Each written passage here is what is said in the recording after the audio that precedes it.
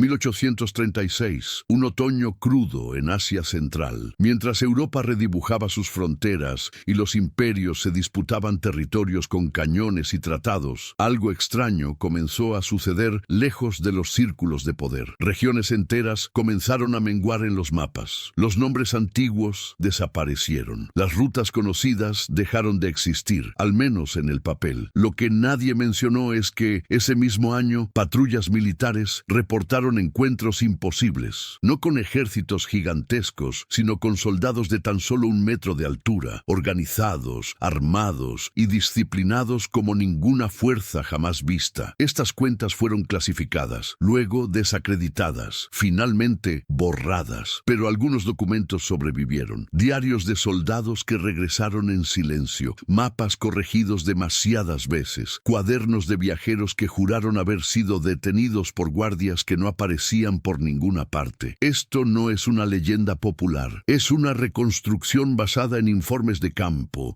archivos desindexados y testimonios ignorados. Hoy aprenderéis la historia de los enanos de Tartaria, el ejército que no fue ni derrotado, ni conquistado, ni recordado. Antes de empezar, por favor, escribe en los comentarios desde dónde estás viendo el programa y qué hora es. Estos detalles importan más de lo que parecen, porque algunas historias no desaparecen, solo esperan el momento adecuado para volver. Expediente N. de 17B, sellado con lacre negro. Clasificación original, informe de campo, uso restringido. Ubicación, frontera oriental de Tartaria. Fecha, 14 de octubre de 1836. Lo que sigue no debería haber sobrevivido. El documento fue escrito por alguien que sabía escribir como un soldado, pero observaba como un historiador. Las primeras líneas son secas, casi burocráticas, hasta que algo cambia de tono, como si el autor se diera cuenta de que estaba presenciando algo que jamás sería aceptado por los libros de texto oficiales. A las 4:17 a.m., con poca niebla y temperaturas inferiores a las esperadas para la temporada, nos interceptó una formación que a la distancia parecía estar compuesta por niños. Ajusté el telescopio. No eran niños. Esta es la primera mención conocida de lo que más tarde se llamaría, en informes internos, el ejército de los enanos de Tartaria. El autor del relato fue el capitán Alexander Volkov, oficial de reconocimiento de una coalición europea enviada para cartografiar las rutas comerciales y evaluar las posibles amenazas militares en la región. Para entonces, Tartaria ya estaba empezando a desaparecer de los mapas oficiales, no porque hubiera sido derrotada, sino porque había sido reescrita. Volkov describe cómo la formación avanzaba en absoluto silencio, sin música ni gritos de mando, solo el sonido rítmico de cientos de pasos perfectamente sincronizados. Cuando se acercaron lo suficiente, la sorpresa fue total. Altura promedio estimada, 1 metro, quizás un poco menos. Proporciones corporales inusuales, aunque simétricas. No presentaban deformidades. Vestían armaduras ligeras, adaptadas a sus cuerpos, y portaban lanzas cortas y armas de fuego de pequeño calibre. El capitán observa que, a pesar de su tamaño, su postura era inequívocamente militar. Hombros alineados, cabezas erguidas, disciplina rígida. Cada soldado parecía ocupar exactamente el espacio que le correspondía, como piezas de un mecanismo antiguo y preciso. El encuentro no fue hostil, al menos no inmediatamente. Un oficial de la formación avanzó solo. Volkov destaca algo inquietante, la mirada en sus ojos. No había curiosidad infantil ni miedo, había cálculo. Hablaba un idioma parecido al turcomano antiguo, con variantes que no reconozco. Su voz era demasiado grave para su cuerpo. Simplemente dijo: se ha salido de la ruta autorizada. La idea de una ruta autorizada en una región supuestamente sin gobierno causó inquietud inmediata. Volkov ordenó a sus hombres que bajaran las armas. Se dio cuenta, demasiado tarde, de que ya estaban rodeados. El informe incluye un boceto a mano. La formación de los enanos era circular, en 3 capas, con ángulos de disparo calculados para alcanzar objetivos de estatura normal con precisión letal. Cada soldado más pequeño cubría el punto ciego de los demás. Un sistema que solo pudo haber sido desarrollado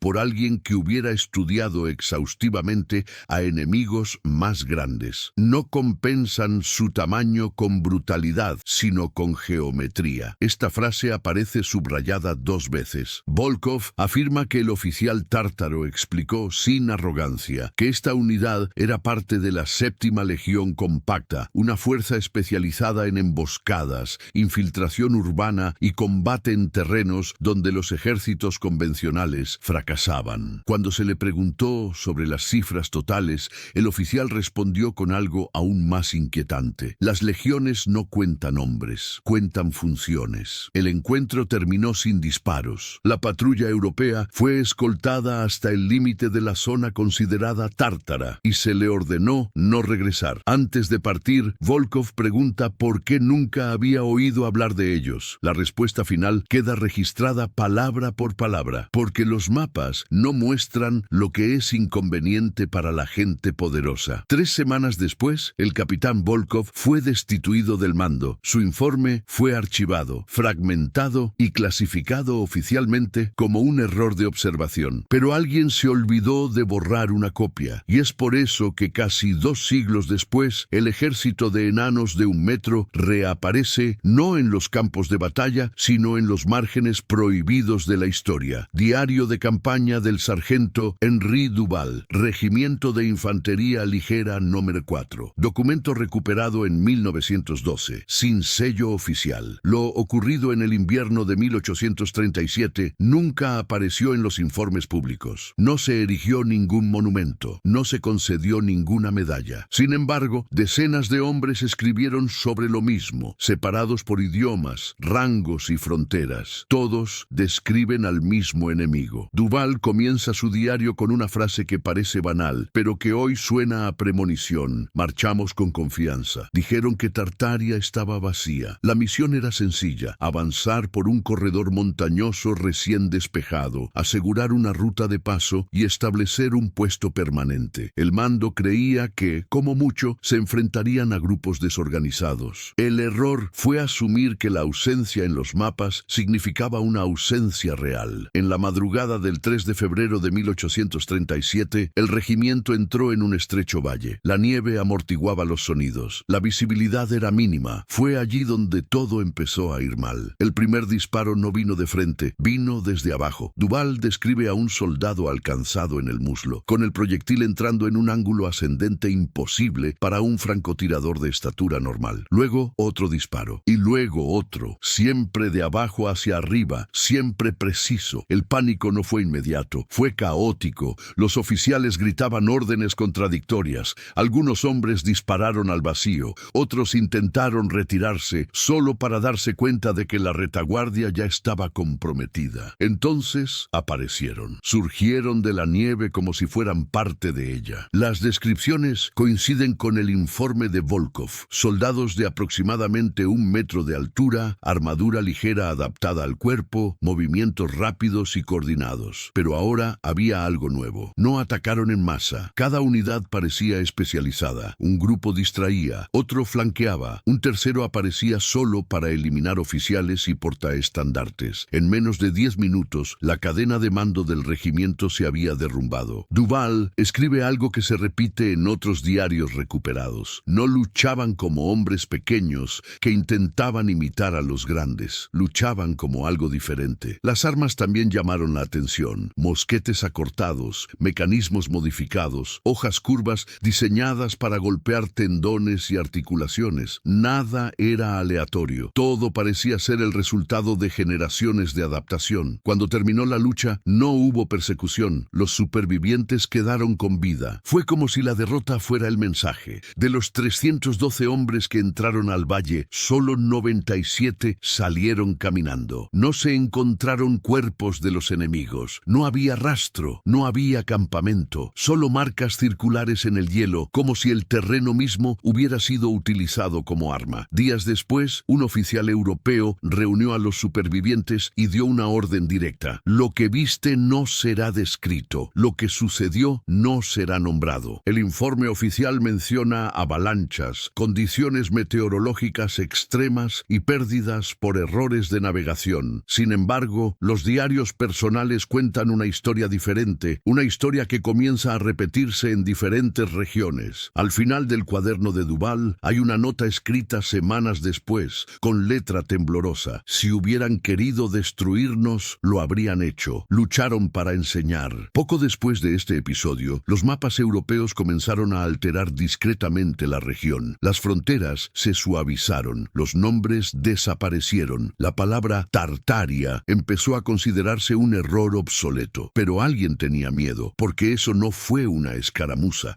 fue una advertencia, y en el centro de esta advertencia había un ejército que no buscaba la conquista, sino solo la invisibilidad estratégica. En el capítulo 3, los relatos cambian de tono. Ya no son soldados, sino ingenieros, cartógrafos y sensores. Ahí es cuando la historia realmente comienza a borrarse. Informe interno del Departamento Cartográfico Imperial. Clasificación confidencial permanente. Extracto recuperado de un archivo desindexado. El silencio que siguió a la batalla de 1837 no fue natural, fue impuesto. Entre 1838 y 1841, algo inusual ocurrió en los centros cartográficos de Europa y Asia Central. Ingenieros, topógrafos y dibujantes experimentados fueron convocados urgentemente para realizar correcciones técnicas. El término aparecía repetidamente en los memorandos: ajuste, estandarización, actualización, nunca eliminación. Pero eso era exactamente lo que estaba sucediendo. El ingeniero jefe Otto Reinhardt registró en su diario una creciente inquietud. No era ni militar ni político. Era un hombre de líneas, escalas y precisión. Precisamente por eso percibió lo absurdo. Recibimos órdenes de reducir zonas enteras sin justificación geográfica. Quedaron las montañas, los ríos también, pero el territorio entre ellas se redujo. Reinhardt menciona que los nombres antiguos se marcaban con tinta roja y se reemplazaban con espacios en blanco, no con otros nombres, sino con nada. En mapas sucesivos, Tartaria dejó de ser una entidad continua y pasó a existir solo como un remanente, una nota a pie de página, un error de imprenta. Cuando cuestionó el motivo, recibió una respuesta que se convertiría en estándar: corrección de inexactitudes históricas. Pero había más. Entre los documentos surgieron instrucciones específicas sobre la escala humana. Un anexo técnico detallaba los ajustes a los símbolos militares. Los iconos de tropas, fortalezas y puestos de avanzada debían seguir proporciones convencionales, eliminando representaciones que pudieran sugerir unidades fuera del estándar antropométrico europeo. En otras palabras, cualquier evidencia visual de un ejército no convencional debería desaparecer. Reinhardt relata una inquietante reunión en Viena en 1839. Un comité extraordinario reunió a hombres que no pertenecían formalmente a ningún gobierno. No llevaban insignias, hablaban poco, pero tenían autoridad absoluta. No estaban preguntando, estaban sugiriendo. Uno de los miembros del comité presentó un mapa antiguo, anterior a 1800. En él, Tartaria aparecía vasta, detallada y llena de símbolos que ahora se consideran imposibles. Pequeñas fortalezas en lugares improbables, pasajes estrechos en zonas montañosas, zonas urbanas donde, en teoría, no debería existir nada. El hombre pasó el dedo sobre el mapa y simplemente dijo: esto plantea preguntas. Y las preguntas en ese contexto eran vistas como amenazas. Otro cartógrafo, Pavel Morozov, dejó una carta que nunca llegó a enviar a su esposa. El texto es breve pero revelador. No estamos corrigiendo mapas, estamos corrigiendo la memoria. La censura no se limitó al papel. Se revisaron los libros de texto, se desacreditaron los relatos de los viajeros. Los diarios militares se clasificaron como delirio posbélico. La palabra Tartaria se volvió arcaica, luego incómoda, luego ridícula. Los que insistieron demasiado fueron despedidos. Algunos desaparecieron de los registros profesionales, otros de la vida pública. Algunos simplemente desaparecieron. Pero hay un detalle que escapó a la censura. En ciertos mapas técnicos, utilizados internamente por ingenieros ferroviarios y de minas, persistían pequeñas anotaciones, marcas que no tenían sentido para quien no supiera qué buscar. Símbolos de pendiente alterados, códigos de acceso subterráneo, observaciones sobre corrientes de aire en túneles no catalogados, evidencia de infraestructura, prueba de que alguien todavía estaba allí. Reinhardt termina su diario en 1841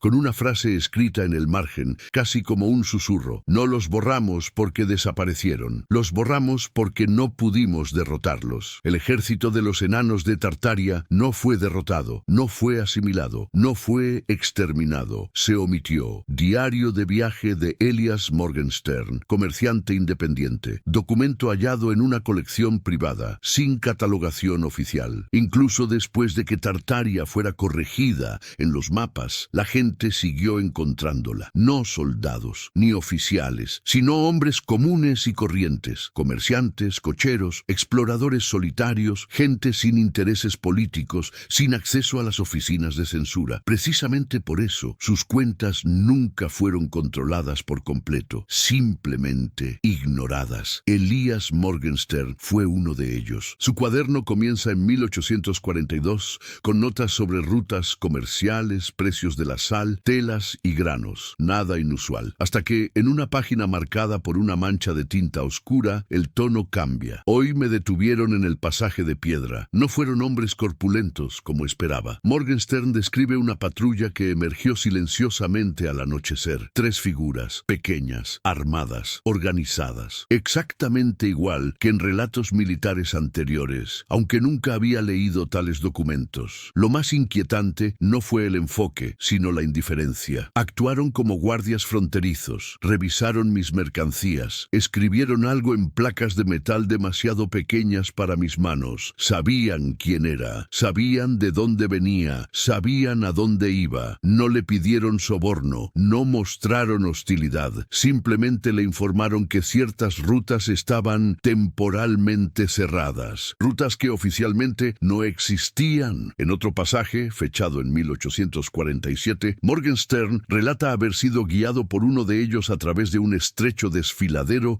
durante una tormenta de nieve. El guía medía poco más de 1 metro de altura, caminaba con absoluta firmeza, nunca resbaló, conocía el terreno como quien lo construyó. No me sentí protegida, me sentí permitida. Relatos similares aparecen en diarios dispersos a lo largo de décadas. Un misionero describe aldeas invisibles, visibles solo desde ciertos ángulos. Un topógrafo menciona caminos demasiado estrechos para el equipo estándar, pero lo suficientemente anchos para carros pequeños y extremadamente eficientes. Un médico rural escribe sobre heridas limpias y precisas en bandidos encontrados muertos. Golpes bajos, calculados para abatir a hombres más corpulentos sin enfrentamiento directo. Siempre el mismo patrón. Economía de fuerza, control del terreno, desaparición inmediata. También hay miedo. Morgenstern registra rumores persistentes entre las caravanas. No provocar, no perseguir, no intentar seguir. Quienes lo intentaron regresaron confundidos o no regresaron. No se esconden. Simplemente no sabemos dónde buscar. En 1853, ya anciano, el comerciante escribió su última anotación significativa. Habla de un encuentro final, diferente a los anteriores. Una sola figura, sin armadura, sin arma visible, simplemente observando desde lejos, en lo alto de una colina. Me di cuenta entonces de que no se estaban retirando. Estaban esperando. ¿Qué está esperando? No escribe. Quizás el momento oportuno. Quizás el olvido absoluto. Quizás el error de los grandes imperios al subestimar siempre lo que no encaja en sus categorías. Cuando Morgenstern falleció, su cuaderno no terminó en ningún archivo público. Permaneció guardado, leído solo por curiosos, hasta que se consideró parte del folclore tardío. Pero el folclore, como los mapas, es a menudo el último lugar donde se esconde la verdad antes de desaparecer. En el capítulo 5, el capítulo final, los fragmentos se unen. Documentos militares, mapas censurados y relatos civiles convergen en una conclusión inquietante. No se trata del pasado. Dossier recopilado a partir de fuentes anónimas. Documento sin autoría, sello ni origen declarado. Se encontró incompleto, quizás intencionalmente. El error máximo de los grandes imperios fue creer que la ausencia significaba rendición. Entre 1856 y 1870 no hay registros oficiales de enfrentamientos con las fuerzas tártaras. No hubo escaramuzas, no hubo patrullas perdidas, no hubo anomalías destacables. Para los historiadores, esto da por concluido el asunto. Para quienes reconstruyeron los fragmentos correctos, fue simplemente la fase más sofisticada de la guerra. El dossier comienza con una tesis sencilla. Los ejércitos ganan batallas, las civilizaciones conquistan el tiempo. Según el compilador, los enanos de Tartaria día comprendieron algo que los imperios no podían aceptar. Luchar abiertamente contra fuerzas superiores requeriría victorias constantes. Desaparecer requeriría solo una decisión correcta. No perdieron territorio, perdieron visibilidad. Mapas, sensores y cartógrafos hicieron el trabajo duro, pero no por iniciativa propia. El expediente sugiere que cada encuentro pacífico, cada escolta silenciosa, cada ruta cerrada con calculada cortesía, tenía un único objetivo: enseñar límites sin provocar una guerra total. Hay una sección dedicada a la logística invisible, infraestructura subterránea